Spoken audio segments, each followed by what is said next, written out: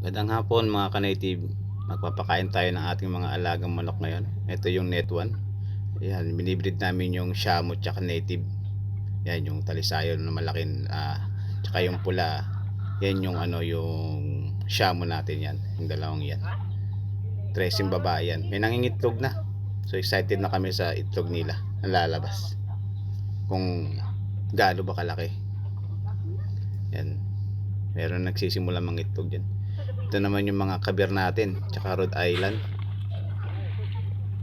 tsaka Astrolog, Black Astrolog. Yan, magkakasama yan sila.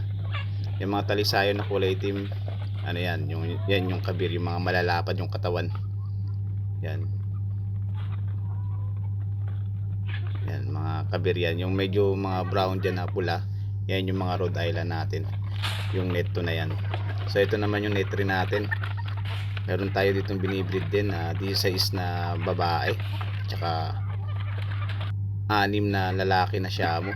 Yung mga pula na yan na matatangkad, mga Shamo natin yan, matatangkad at malalaki. Halos kumikilo na yan sila ng mga 3 kilo bawat isa, yung Shamo na yan. Ano pa lang yan sila, mga 5 months. Tangkad binibreed ko rin yan sa mga native chicken.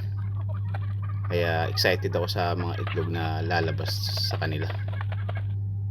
So ito naman yung mga pato natin. Ang lalakas kumain, grabe. Yan ganadong ganado sila sa pagkain. Sabi mga gutom na sila. Yan.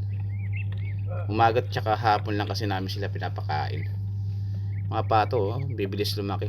Meron na rin nag-aano dyan na nag-start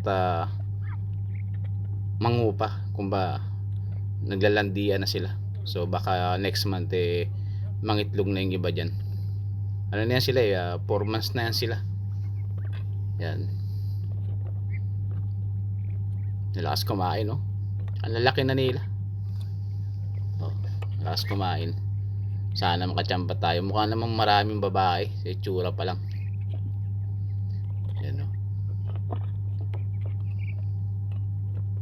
yan, tuwan-tuwa sila magutom na yan.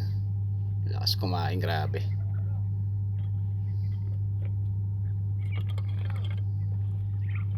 Yan pa yung bagong update natin sa mga alaga nating manok at pato.